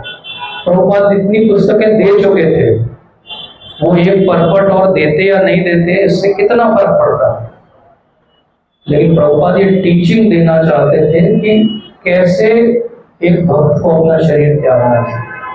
तो हमको ये पूरी डिटर्मिनेशन की कहानी क्यों सीखनी है? क्योंकि अंत काले जो माँ में वह स्मरण मुक्ता कलेगा। सबसे ज्यादा डिटर्मिनेशन कब लगेगा? जब हमारी मृत्यु आएगी। मरते समय 50,000 बिच्छुओं के जैसा एक साथ हमें दर्द होता है। किसी को बिच्छू काटा है क्या? आज काटा है, कितना दर्द होता है? और ऐसे 50,000 पीछे डालते हैं आपके, बिल्कुल कैसा लगेगा? इतना दर्द होता है जब आत्मा शरीर को छोड़ती है। उस समय क्या हम डिटरमाइंड होकर भगवान को याद कर पाएंगे? ये हमको रोज पूछना चाहिए और इसका उत्तर हाँ में ही होना चाहिए, क्योंकि हम भक्त हैं। अगर हाँ में हमें उत्तर चाहिए तो हमें रोज भी डिटरमाइंड होना पड़ेगा। तो रोज जब सुबह उठेंगे तो हम उस डिटरमिनेशन को क्या कर रहे हैं? वाटर दे रहे हैं, वाटर दे रहे हैं। जब भी हम स्मूथ कर लेते हैं तो हम क्या कर रहे हैं? उसमें सॉल्ट डाल रहे हैं। हमारा डिटरमिनेशन का पेड़ कब बड़ा हुआ है इतना कि मृत्यु के समय भगवान याद आएंगे? जब हम रेगुलरली उसको वाटर देंगे, सॉइल देंगे, फर्टिलाइजर देंगे, वहां के वीड्स हटाएंगे। तो गार्बेज क्या है? उसके लिए वीड है। सारे जो हम गलत कार्य कर रहे हैं वो उसके लिए क्या है? नुकसान पैदा है। हमारे 4 रेगुलेटिव प्रिंसिपल क्या है उस पेड़ के लिए? एक बाढ़ का काम करते हैं। हम बहुत बार पूछते हैं ना 4 नियम काय के लिए? 4 नियम फेंसिंग है उस छोटे से पौधे की। वो पौधा तभी बचा रहेगा जब वो फेंसिंग रहेगी। फेंसिंग हटा दोगे कोई भी जानवर आके खा जाएगा। तो हमारे वीड्स को हमको हटाना पड़ेगा। हमारे जीवन में भक्तों का संख्या है, फर्टिलाइजर है, उससे वो पेड़ ग्रो होगा। गुरु महाराज की कृपा क्या है? वो सन के जैसा काम करती है, तब वो पेड़ बड़ा होगा। हमारी रोज की साधना क्या है? उसको पानी देना है। इस तरह हमारे डिटरमिनेशन का पेड़ बड़ा होगा और उसका फल क्या लगेगा? अंत काले जो माँ में वो करेगा। तो एक बार हम सब फिर से एक बार श्लोक पढ़ते हैं, पढ़िए प्रभु जी 2.41। अब इसके बारे में किसी को और पढ़ना हो तो भगवत गीता में कहाँ कहाँ पढ़ सकते हैं? हम 18 चैप्टर में पढ़ सकते हैं। 18 चैप्टर में भगवान बताएंगे कि जो डिटर्मिनेशन होते हैं वो भी 3 लेवल के होते हैं। 3 गुणों के आधार पे 3 लेवल के डिटर्मिनेशन होते हैं। एक तमोगुणी डिटर्मिनेशन होता है, वो कैसा होता है? सोते सोते डिटर्मिनेशन करना कि मैं और सोऊंगा, ये तमोगुणी डिटर्मिनेशन है। रजोगुणी डिटर्मिनेशन क्या होता है? करके दिखाएंगे, आज ही करेंगे, करके ही मानेंगे, बस नारेबाजी, होगा कुछ नहीं। सत्वगुणी डिटर्मिनेशन क्या होता है? इसको करना है क्योंकि गुरु महाराज ने कहा है, प्रभुपाद ने कहा है, भक्तों ने कहा है। अब इसको मैं कैसे करूंगा प्रैक्टिकली? ये मैं किसी से सीखूंगा, समझूंगा, जो करता है उससे जानूंगा और करूंगा। ये सत्वगुणी डिटर्मिनेशन। तो जब जब सोने का मन करे तो तमोगुण है। जब जब बिल्कुल आपको लगे आज तो दुनिया में हमारा ही डंका बजेगा तो रजोगुण है। भक्त ऐसा नहीं चाहते, भगवान का डंका बजेगा, हमारा नहीं बजेगा। और सत्वगुणी डिटर्मिनेशन क्या है कि ये करेंगे, अब इसका रास्ता ढूंढेंगे, किस तरह से करेंगे, उसको रिजोल्यूट करेंगे, प्लान करेंगे, उस प्लान पे एक्ट करेंगे। ठीक है, तो इसके लिए क्या लगेगा हमको? Determination comes from discipline. ठीक है ना? तो आज तक अब हमारा क्या होता आया है, बड़ी इंटरेस्टिंग बात है। अभी तक हम रिजॉल्व करते आए हैं ना, रेजोल्यूशंस रिजॉल्व करते आए, लेकिन हमारे रिजॉल्व क्या होते? डिसॉल्व हो जाते। 2-4 दिन, एक आध हफ्ते में क्या हो जाते? घुल मिल के खत्म हो जाते हैं, डिसॉल्व हो जाते हैं। हमारे रिजॉल्व क्या हुए? डिसॉल्व हो गए। लेकिन अगर हम इस श्लोक को समझ लें तो हमारे रिजॉल्व डिसॉल्व होना बंद हो जाएंगे, हमारे रेजोल्यूशंस पक्के हो जाएंगे। तो पक्के होने के लिए क्या करना पड़ेगा? आखिरी बात है डिसिप्लिन। डिसिप्लिन, जीवन में डिसिप्लिन लाना पड़ेगा कि इस चीज को मैं ऐसे ही करता हूँ, मैं ऐसे ही करूंगा। इस काम को मैं 1 2 3 4 ऐसे करता हूँ, मैं ऐसे ही करूंगा। इसको कहते हैं डिसिप्लिन। अगर मैं वो नहीं डेवलप कर सकता तो मेरा रेजोल्यूशन पक्का नहीं रहेगा, मेरा डिसॉल्व हो जाएगा रेजोल्यूशन, और मेरा डिटर्मिनेशन मल्टी ब्रांच रहेगा। मैं हमेशा कंफ्यूज ही रहूंगा जीवन में। तो अब हम सब लोग क्या करेंगे? एक बार श्लोक को पढ़ेंगे और उसके बाद वो जो 3 मैंने डोमेन बताए आपके जीवन के, उन 3 डोमेन में आप क्या डिटर्मिनेशन करोगे? एक एक, बस एक एक डिटर्मिनेशन, तीनों डोमेन, और उनको हम फॉलो करेंगे, देखेंगे। उसके लिए जर्नल बनाएंगे। बहुत अच्छी आदत है लिखना। आप लिखो रोज कि ये 3 डिटर्मिनेशन में आज मैंने क्या किया, कहाँ में वीक हुआ। अगर हम रोज लिखेंगे तो हम उसको कंपेयर कर पाएंगे। ठीक है, एक बार पढ़िए।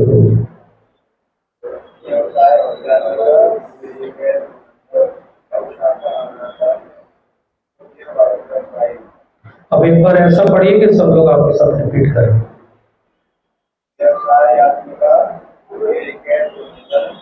उसको हम जब भी श्लोक को किसी को रिपीट कराने के लिए पढ़ते हैं तो श्लोक में जो 2 लाइन रहती है ना, पहली वाली लाइन में भी 2 पार्ट कर लो, नीचे वाली लाइन में भी 2 पार्ट कर लो। अब आप बोलो, और थोड़ा राग में बोलना पड़ेगा क्योंकि फिर लोग रिपीट नहीं कर पाएंगे। कोई बात नहीं, इसीलिए तो मैं बता रहा हूँ।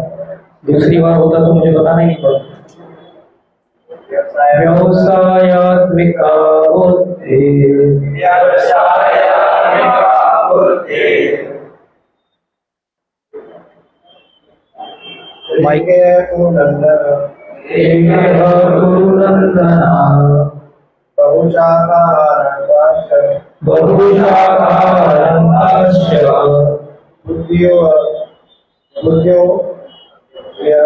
अव्यवसायी ना है वो, इसलिए उसको ध्यान से पढ़ना चाहिए, नहीं तो पूरा मीनिंग श्लोक का पलट जाएगा। एक अ हटाने से पूरा मीनिंग क्या हो जाएगा? अपोजिट हो जाएगा। पूरा मीनिंग ये हो जाएगा कि बुद्धि कैसे होनी चाहिए? मल्टी ब्रांच होनी चाहिए। तो ये पूरा जो 1 घंटे का अपना कवायद है जीरो हो जाएगा। बोले क्या सिखा के चले गए प्रभु जी? उल्टा सिखा के चले गए। ठीक है, थैंक यू सो मच। आप कुछ ऐड करेंगे Prabhu? Anyone wants to ask anything, comment anything, correct anything, you're most welcome.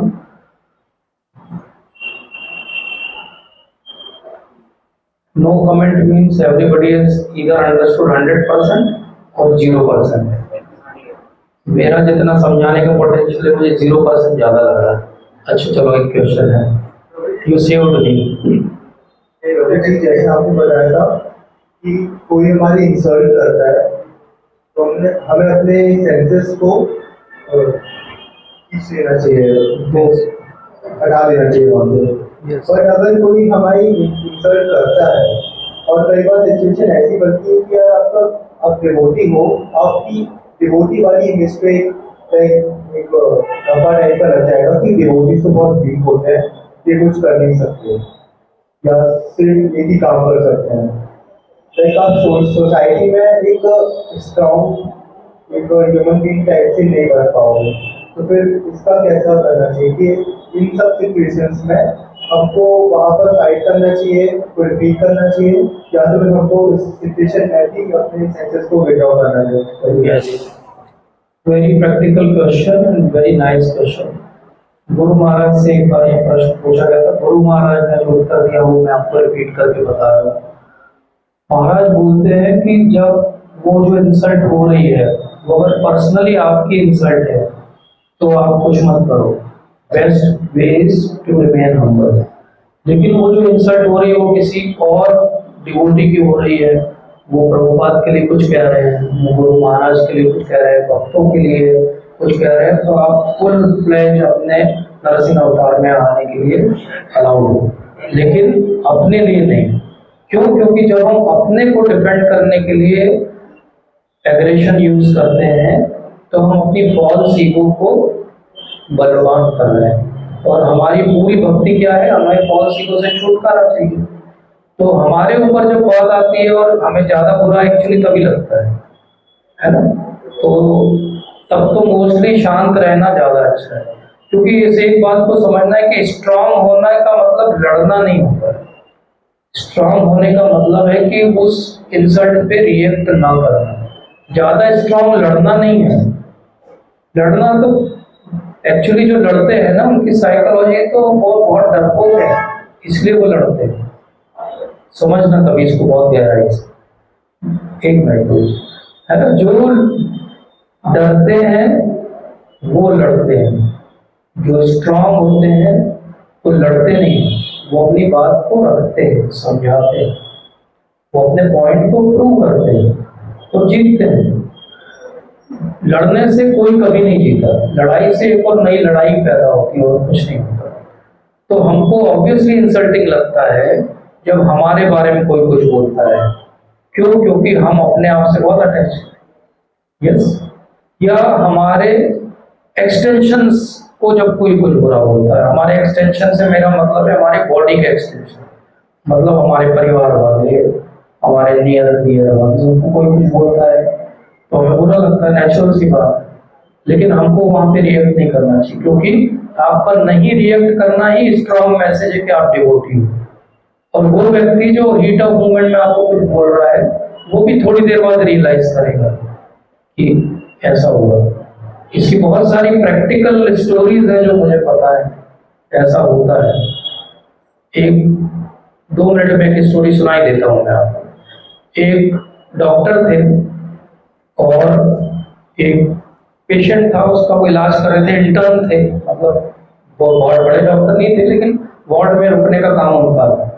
और अनफॉर्चुनेटली ऐसा हुआ कि वो व्यक्ति जो भर्ती था वो एकदम सीरियस हो गया. सडनली सीरियस हो गया तो CPCR देते, चेस्ट कंप्रेशन CPCR दे रहे थे. वो CPCR देते देते वो आदमी बेचारा नहीं रहा, मर गया. तो इन्होंने रजिस्टर सब थी, इन्होंने डिक्लेरेशन वाला प्रोसीजर चालू कर दिया. इतने में उनका लड़का आया, नीचे से ऊपर आया, देखा उसने और कुछ बोलते ही उसके पहले उठा के इनको एक जोर का झापड़ मार दिया.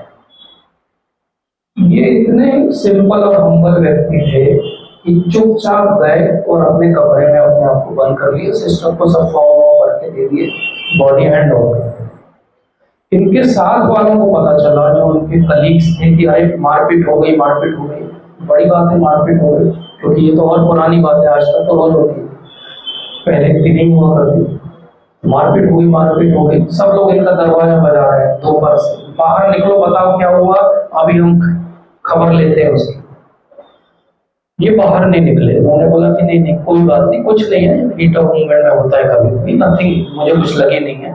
शाम तक ये राउंड तक बाहर आए, तब तक ही बस काम एंड कंपोज। 2 दिन के बाद ये ओपीडी में बैठे हुए थे कंसल्टेंट के साथ। वो व्यक्ति आया, एक व्यक्ति आया, बाल पूरे साफ थे उसके, और इनके पैरों में आके गिर गया और सॉरी बोलने लगा। तो कंसल्टेंट ने पूछा क्या हुआ बेटा, क्यों ये इतना सॉरी बोल रहा है? ये भी एकदम पहचान नहीं पाए कौन है ये, क्यों सॉरी बोल रहा है? बोले नहीं नहीं, ये मैं वही आदमी हूँ जिसने आपको चावट मारा। तो उन्होंने बोला अच्छा। तो कंसल्टेंट को तो पता ही नहीं था कि ये सब हो गया। तो उन्होंने कहानी बताई कि मैंने जैसे डिक्लेयर किया तो ये आया और इसने एकदम मुझे मार दिया। और बोले अरे तुमने बताया नहीं? बोले ठीक है, वो नहीं बताया मैंने। तो इसके बाद उस व्यक्ति ने, जब वो थोड़ा रोने लगा, फिर वो शांत हुआ, तो उसको बैठाया, तो पूछा क्या हुआ? बोले अरे मेरे पिताजी थे, हम लोग को पता ही था कि वो मरणासने जाने वाले हैं, लेकिन आखिरी उन्होंने एक इच्छा प्रकट की कि मैं अब तो जा ही रहा हूँ, मुझे पान खिला दे। तो बोले मैं पान लेने के लिए नीचे गया था और मैं ऊपर आया, उतनी देर में आपने डिक्लेयर कर दिया, तो मैं इतना इमोशनल हो गया कि मैंने आपको मार दिया।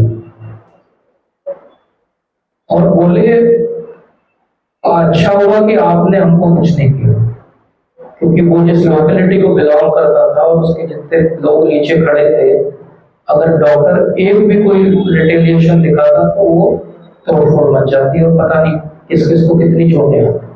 उनका रिटेलिएशन नहीं दिखाना, तो क्या हुआ, इस लड़के ने बाद में जाकर घर पे बहुत सोचा।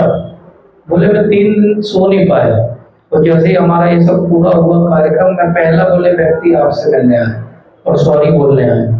बोले आप में इतना कंट्रोल था अपने अंदर कि आपने कोई रिएक्शन नहीं दिखाया, बोले इसलिए मुझे इतना ग्लानि अंदर से फील हो रही। तो ऐसा ही होता है, जब हमको कोई रिएक्शन दिखाता है ना, उसके अंदर गार्बेज है तो वो गार्बेज बाहर निकाल रहा है। हमारे अंदर तो गार्बेज नहीं है, हम रिटेलिएट नहीं करेंगे, वो खुद फील करेगा। जब आप रिटेलिएट करते हो तो आप भी उसकी फॉल्स ईगो से लड़ाई कर रहे हो, तो फॉल्स ईगो टकराएंगी तो कुछ नहीं होगा। आप जब रिटेलिएट नहीं करोगे तो वो फील करेगा बाद में, वो आपके स्ट्रॉन्ग पर्सनालिटी को फील करेगा। वो ये समझेगा कि ये कुछ अलग लड़का है, ये कुछ अलग बंदा है, देखो ये रिएक्ट नहीं करता, ऐसा क्या करता है। वो खुद एक तो कुछ समय बाद आपसे आकर पूछेगा तुम ऐसा क्या करते हो, तुम इतने शांत रहते हो। तो सिंपल सी बात है, जो मैंने अभी एग्जांपल दिया था कि अगर मैं आपको कुछ दे रहा हूँ, आप नहीं लोगे तो किसके पास रहेगा? मेरे पास रहेगा। आप अगर उसकी इंसल्ट नहीं लोगे, आप रिएक्ट ही नहीं करोगे, वो तो आपके रिएक्शन के लिए दे रहा है ना, सारे जो भी एक्शंस हैं उसके, आप अगर रिएक्ट ही नहीं करोगे उसी के पास रह जाएगा, उसको और ज्यादा फील होगा, वो रिफॉर्म भी होगा। ठीक है तो हाँ, किसी और पे अगर बात आए तो अलग बात। यस, अभी आपने बोला कि रिएक्शन नहीं करना चाहिए कि रिस्पॉन्ड? हाँ रिस्पॉन्ड करना चाहिए, बिल्कुल करना चाहिए। तो रिस्पॉन्स क्या था इस स्टोरी में? रिस्पॉन्स ये था कि कमरे में चले जाओ, दरवाजा बंद कर दो, that was the response. React क्या होता? आपकी गाड़ी जा रही है, नई गाड़ी अभी शोरूम से निकाली है, और एक लड़का है लहराते हुए बाइक चलाने वाला जबलपुरिया, वो आपको आगे खामोश मार के निकल गया और गिर गया बेचारा, मान लो। अब आपका रिएक्शन क्या होना चाहिए? अरे उतरो, ऐसे कैसे? और उसके बाद 5-6 ऐसे वर्ड जो बोलने नहीं चाहिए, है? क्यों? क्योंकि हमारी गाड़ी को खरोच लग गई। क्यों? क्योंकि हमारी शरीर का एक्सटेंशन गाड़ी, हमारे शरीर का एक्सटेंशन गाड़ी। एक वकील साहब थे, यहाँ पे वकील साहब तो नहीं है क्या? कोई वकील साहब? एक वकील साहब थे, नई मर्सिडीज खरीदी हो और चेक कर रहे थे कितनी तेज चलती है, तो 200 के ऊपर चला रहे थे। अब उधर से सामने से ट्रक आया, एक्सीडेंट हो गया। एक्सीडेंट हो गया तो ऐसा टकराया कि वो दरवाजा उखड़ गया। तो वकील साहब ने तुरंत फोन लगा के मर्सिडीज, अरे दरवाजा उखड़ गया, कितना पैसा लगेगा? दरवाजा उखड़ गया। उधर से लोग गुजर रहे थे, उन्होंने बोला वकील साहब आपका हाथ भी उखड़ गया है। हाथ हाथ भी ऊपर गया उसको भी देख लिया। पॉइंट इज कि हम इतना ज्यादा चीजों में इन्वॉल्व हैं कि जेब में आईफोन और गिर जाए और कट की आवाज आए तो हर कोई प्रे करता है भगवान हड्डी टूटी हो, कम में प्लास्टर लग जाएगा, आईफोन सुधरवाना महंगा पड़ेगा। ये पॉइंट है। रिएक्ट और रिस्पॉन्ड में यही अंतर है। पहले अपना तो है कि हमें लॉस क्या हुआ है, तो हम किसी से लड़ने जाएं तो हम पहले देख लें कि उससे लड़ेंगे तो क्या जीत पाएंगे। वो 4 को बुलाएगा तो हम 40 को बुला सकते हैं। डिवोटीज को नहीं, डिवोटीज काम के लिए नहीं है, ठीक है, वो संकीर्तन के लिए है। ऐसा नहीं कि लड़ाई होगी प्रभु जी आ जाइए, वो आ जाके संकीर्तन करेंगे आप और आप पिटते रहोगे, बलि और सुग्रीव की लड़ाई टाइम। एक प्रश्न आपका कुछ था क्या? आपका था, सॉरी। जैसे आपने बताया कि आपको कुछ रिएक्शन नहीं देना चाहिए। यस। कभी कभी क्या होता है लोग हमको देते और इनडायरेक्टली मतलब हमको डायरेक्टली बोल के कहीं और इंडिकेशन होता है। यस यस, फॉर एग्जांपल हम स्पॉन्सर से जुड़े हुए हैं तो वो बोल रहे हैं हमको, लेकिन उनका इंडिकेशन कहीं और लगा कि आपकी संस्था वाले ऐसा करते हैं, ऐसा करते हैं। बिल्कुल सही बात है। तो उस मोमेंट में आपको क्या करना चाहिए? उस मोमेंट में ये करना चाहिए कि सामने वाला व्यक्ति कैसा है उसको देखना चाहिए। लोग 2 तरह के होते हैं भगवान की नजर में, केवल 2 ही तरह के लोग होते हैं, एक द्वेषी होते हैं और एक जो द्वेष नहीं करते। भगवान भगवत गीता में स्पष्ट रूप से 3 बार बोलते हैं कि द्वेषी लोगों को ये नॉलेज न दिया जाए। तो द्वेषी को यही समझने दो कि इस्कॉन खराब संस्था है। कौन सा भगवान ने बोला कि 100% सब भक्त बनेंगे? भगवान तो कहते हैं ना, बहुनाम जन्मनाम अन्ते ज्ञानवान नाम प्रवर्तन्ते वासुदेवम सर्वमिति समात्मासु दुर्लभः। वो सुदुर्लभ नहीं है अभी, तो हम उसको प्रचार नहीं करेंगे। लेकिन हमको लगता है कि वो इंक्विजिटिव है, द्वेषी नहीं है, वो जिज्ञासु है कि अच्छा सच में क्या इस्कॉन का पैसा बाहर जाता है, तो फिर उसको बैठा के हम अमोघ लीला प्रभु जी का वीडियो दिखाएंगे, लेकिन नहीं जाता बाहर। ठीक है, जो द्वेषी है उसको ज्यादा से ज्यादा व्हाट्सएप पे फॉरवर्ड कर देना वीडियो, शायद देख ले, है ना?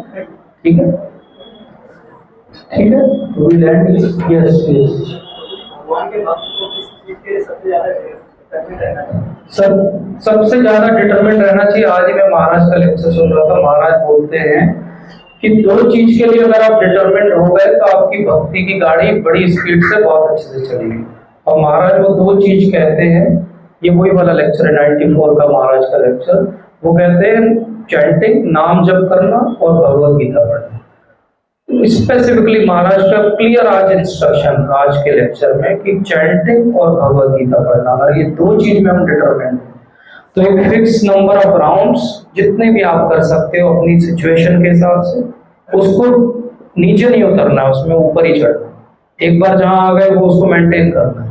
और कम से कम 1 श्लोक भगवत गीता का, 1 पेज भगवत गीता का रोज पढ़ना। आजकल तो मोबाइल पे है, वेदाबेस है, कहीं से भी पढ़ सकते हैं। ठीक है, PDF रख सकते हैं। गुरु जी जैसे ये थोड़ा हट से हटी क्वेश्चन, यस। ये गुरु जी जैसे जो डिवोटी है जो 2-3 साल से 16 माला जप कर रहे हैं, 4 पाल कर रहे हैं, वो अच्छे लीडर भी हैं, और अचानक से फिर उनके साथ ऐसा कुछ होता है कि वो फिर भगवान को अब्यूज करना चालू करते हैं। यस, वो होता अपराध है, लगेगा। होता है। अति परिचय अवज्ञा, संस्कृत में एक फ्रेज है, तो अति परिचय से अवज्ञा होती है।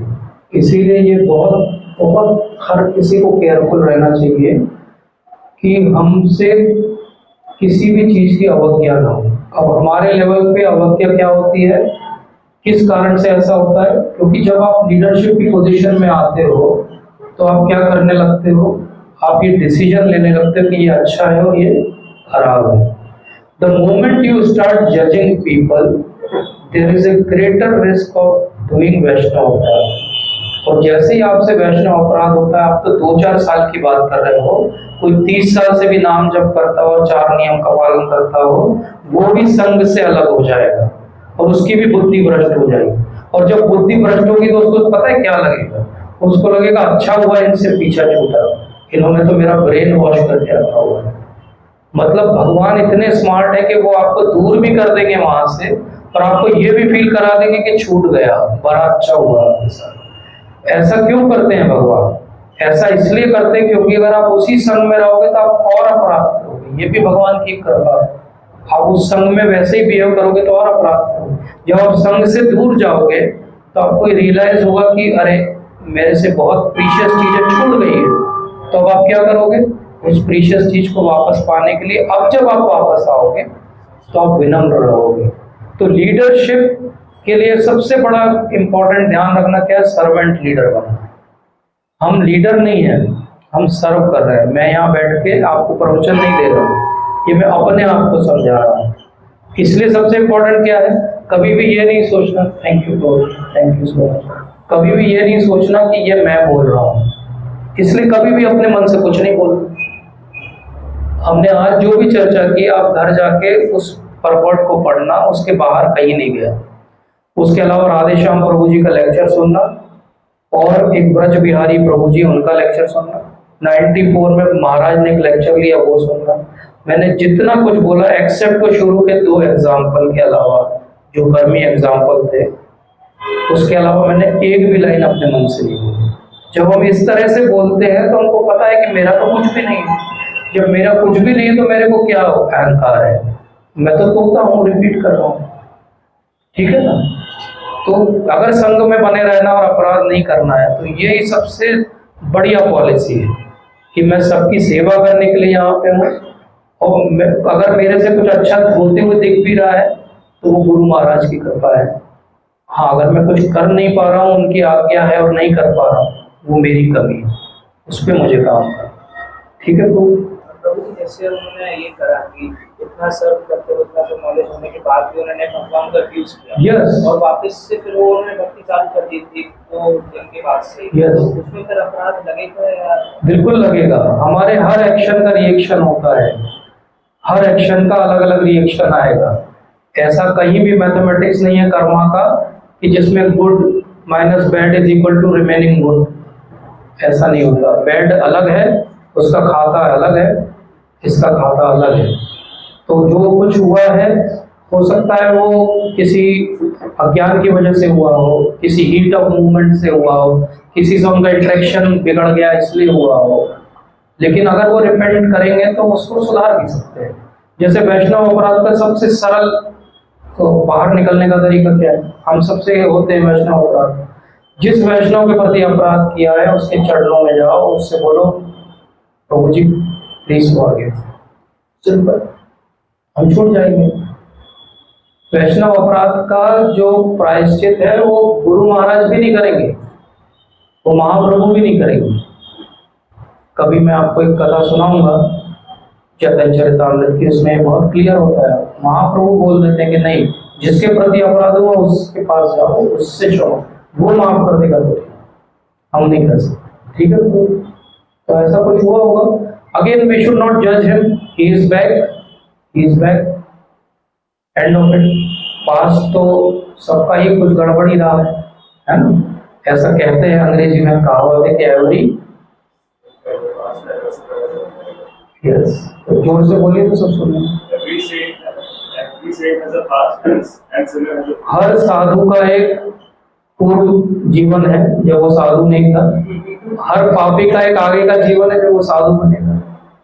हम सब बीच में कहीं कोशिश कर रहे हैं पापी से साधु बनने का, ट्रांजिशन चल रहा है हमारा। साथ में रहेंगे तो शायद और आसानी से कर पाएंगे, ठीक है। जय श्री प्रभुपाद, जय गुरु महाराज, जय पतितानां पावनेभ्यो वैष्णवेभ्यो। आप सबका बहुत बहुत धन्यवाद मुझे सेवा देने के लिए। Thank you so much. Hare Krishna. So thanks Prabhuji for this wonderful session on intervention. So let us all thank Prabhuji by chanting one time Hare Krishna Mahamudra. Hare Krishna, Krishna Krishna, Hare Hare, Hare Ram, Ram Hare Hare. तो ये important announcement है, ये Sunday हम temple में youth festival celebrate कर रहे हैं। Special कीर्तन रहेगा, स्पेशल लेक्चर रहेगा, एंड आप सभी के लिए स्पेशल प्रसाद रहेगा, तो आप सभी लोग आइएगा। तो हम एंड अप करेंगे नरसिंह आरती करके। नमस्ते नरसिंहाय, नमस्ते नरसिंहाय, प्रहलाद नाथ साई, प्रहलाद नाथ